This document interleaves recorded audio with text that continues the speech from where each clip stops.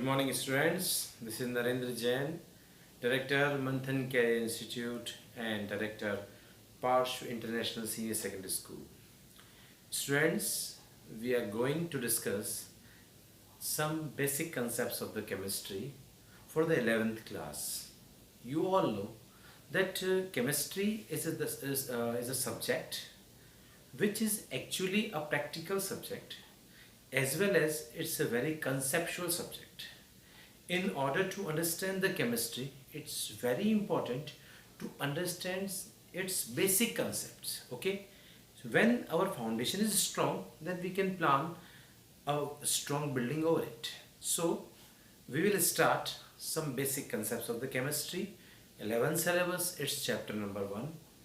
We go by the base word of the chemistry. We all know some basic concepts some basic concepts of chemistry. The first word is atom. You know, who has ever thought about the atom in this world? Which country people was the ever first to thought about the atom? It's our India. Maharishi Kanad was there. He was the first Indian rishi who thought about atom. He thought, what his thought was, according to him, the whole of the universe is made up of the small particles, and these small particles are named as Paramanu. You all know the Hindi version of atom is the Paramanu, but no importance was given to him because it's a Indian rishi. Then again a Greek philosopher comes named Democritus. He again supported the concept of the Maharishi Kanad that the whole of the universe is made up of the small particles, but again no importance. Then the main person come was John Dalton. Who was he? He was the priest. Priest means was father in the church, and according to him, to explain the atomic concept, he proposed his Dalton's atomic theory. What's the Dalton's atomic theory says? See, every matter is made up of the small particles called as atom. Every matter. What do you mean by the word matter? Means you, me, this board, this marker, this table, this fan, everything which has got the mass and occupies the space, they are called as the matter. And according to Dalton, every matter is made up of the small particle called as the atom. The word atom has been generated from a Greek word atomios. What do you mean by the word atomios?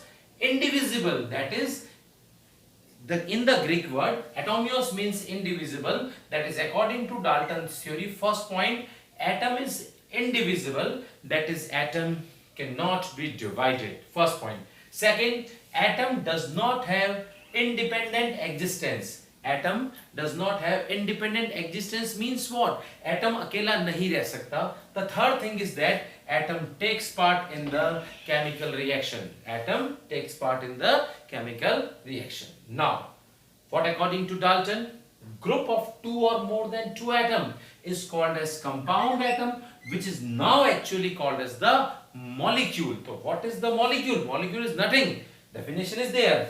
Group of two or more similar or dissimilar atoms is called as the molecule. So what we do, molecules, in order to discuss the molecule, we have got the two categories of the molecule.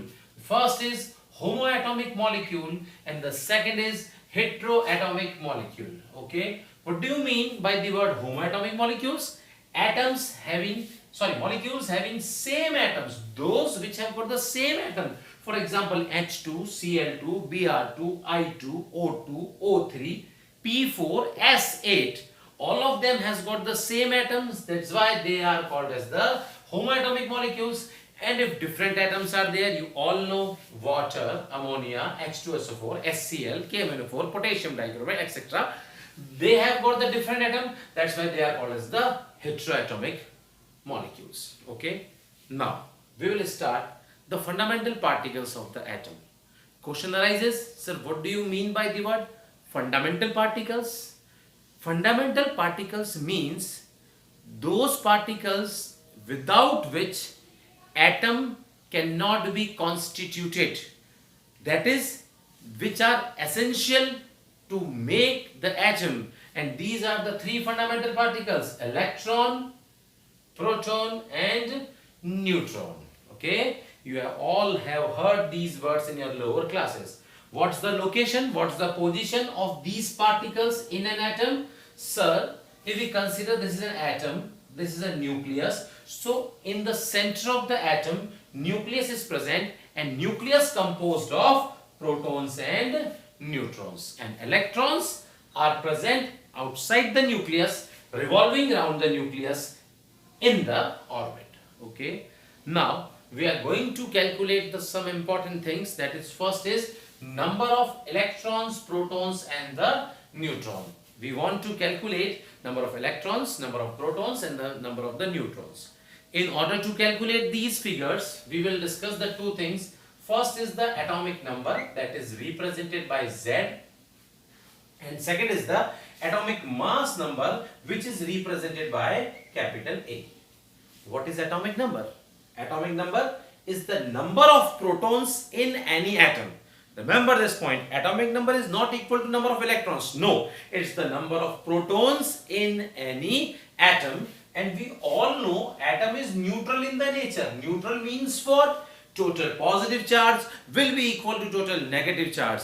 That's the reason why number of protons and number of electrons are equal.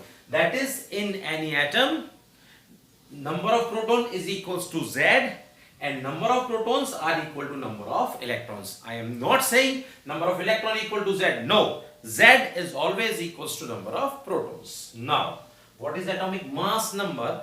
Sir, it is equal to sum of the numbers of protons and the neutrons. Remember, we not consider the electrons here, because in the next classes we will explain the mass of electron is negligible as compared to mass of the proton and the neutron. That's the reason why we only consider the protons and the neutrons to calculate the atomic mass number, and atomic mass number A is equals to number of protons plus number of the neutrons, that is equals to A, and protons are equal to Z.